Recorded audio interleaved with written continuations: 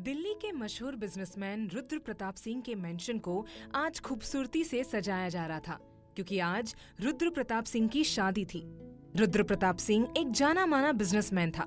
उसका कारोबार देश के साथ विदेश में भी फैला हुआ था। रुद्र प्रताप सिंह दिखने में काफी हैंडसम था। उसके आंखों का रंग नीला था। अगर कोई भी लड़की उसकी आंखों में देखे तो उसे रुद्र से प्यार ही हो जाता था। पर रुद्र ने आज तक किसी भी लड़की को नजर उठाकर नहीं देखा था। वो शादी भी नहीं करना चाहता था, पर आज उसकी शादी हो रही है। वो अपनी माँ अवंतिका प्रताप सिंह के बोलने से शादी कर रहा था। वो अपनी माँ की कोई भी बात नहीं टालता था।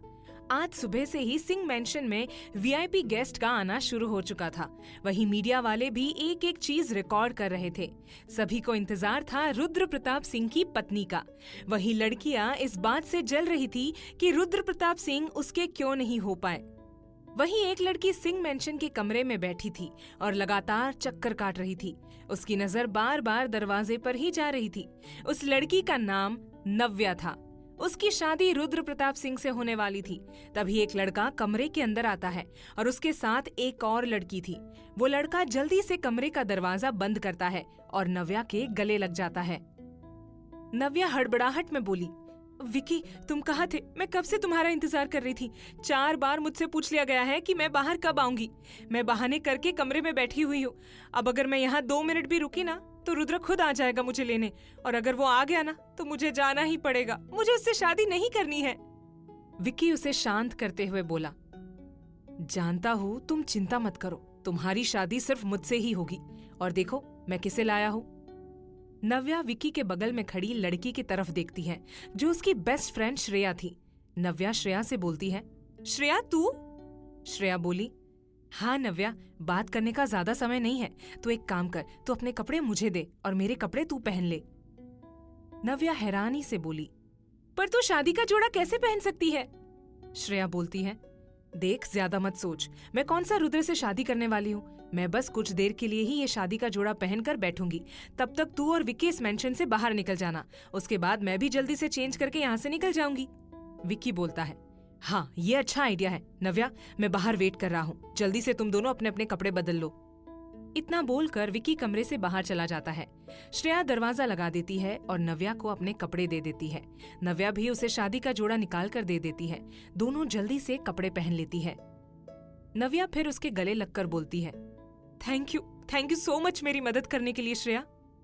श्रेया बोलती है, पागल है क्या? बेस्ट फ्रेंड को थैंक्स बोलती है? अब जा जल्दी, इससे पहले कोई देख ले। नव्या जल्दी से कमरे का दरवाजा खोलकर विक्की के साथ निकल जाती है। उसके बाहर जाते ही श्रेया भी शादी का जोड़ा खोलने लगती है। तभी दरवाजे पर दस्तक होती है। श्रेया आवाज सुनकर जल्दी से घूंघट से अपना चेहरा ढक लेती है और आवाज बदलकर बोलती है, कौन है? बाहर से आवाज आती है, मैडम रुद्र सर आपको बुला रहे हैं। शादी का मुहूर्त हो गया है, सारे गेस्ट आ चुके हैं। श्रेया बोलती है, मुझे 5 मिनट और लगेंगे। औरत बोलती है, मैडम अब मैं 2 मिनट भी नहीं रुक सकती और सर ने कहा है कि आपको अभी इसी वक्त लेकर आए।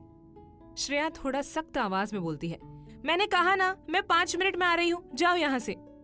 वो औरत ये सुनकर वहां से चली जाती है। श्रेया फिर से कपड़े खोलने लगती है। तभी एक तेज झटके के साथ दरवाजा खुल जाता है। श्रेया ऐसे अचानक दरवाजा खुलने से बुरी तरह घबरा जाती है। वो फिर जल्दी से अपना चेहरा ढक लेती है। रुद्र गुस्से में अंदर आते हुए बोलता है, कब से 5 मिनट सुन रहा हूँ, चलो शादी का मुहूर्त निकल रहा है। श्रेया उसे कोई जवाब देती तब तक रुद्र उसका हाथ पकड़कर उसे जबरदस्ती खींचता हुआ कमरे से बाहर ले जाता है। श्रेया हॉल में आ चुकी थी। वहां सारे गेस्ट और मीडिया की नजर उसके ऊपर ही थी, पर कोई भी उसका चेहरा नहीं देख पा रहा था। अवंतिका मुस्कुराकर बोली, ये है रुद्र की होने वाली पत्नी। रुद्र जाओ, अब तुम दोनों जल्दी से मंडप में बैठो, बहुत लेट हो चुका है। रुद्र अवंतिका की बात सुनकर सर हिलाकर बोलता है, जी माँ। वो फिर श्रेया का हाथ पकड़कर मंडप की तरफ ले जाने लगता है, पर श्रेया के पैर कांप रहे थे। उसे कुछ समझ नहीं आ रहा था कि वो क्या करे। उसके कदम आगे बढ़ ही नहीं रहे थे। रुद्र उसकी तरफ देखकर धीरे से गुस्से में बोलता है, क्या तमाशा कर रही हो तुम? श्रेया धीरे से बोलती है, देखिए आप मुझे गलत समझ रहे हैं। रुद्र बोलता है, मतलब क्या गलत है क्या सही, ये शादी के बाद डिसाइड करेंगे हम, चलो अब। इतना बोलकर वो उसका हाथ और कसकर पकड़ लेता है और उसे मंडप पर ले जाकर बैठा देता है। वो भी फिर उसके बगल में जाकर बैठ जाता है। थोड़ी ही देर में शादी की रस्में शुरू हो जाती है। श्रेया धीरे से बोलती है, रुद्र जी मेरी बात तो सुनिए। रुद्र गुस्से में बोलता है, जस्ट शट अप, चुपचाप से बैठी रहो और ये बार बार बीच में बोलना बंद करो। श्रेया फिर खामोश हो जाती है। थोड़ी देर के बाद दोनों फिर फेरों के लिए खड़े हो जाते हैं। फेरे होने के बाद दोनों वापस मंडप में बैठ जाते हैं। रुद्र फिर श्रेया की मांग भरता है और उसे मंगलसूत्र पहनाता है। पंडित जी अवंतिका से बोलते हैं, शादी संपन्न हुई। अवंतिका पंडित जी की बात सुनकर मुस्कुरा देती है।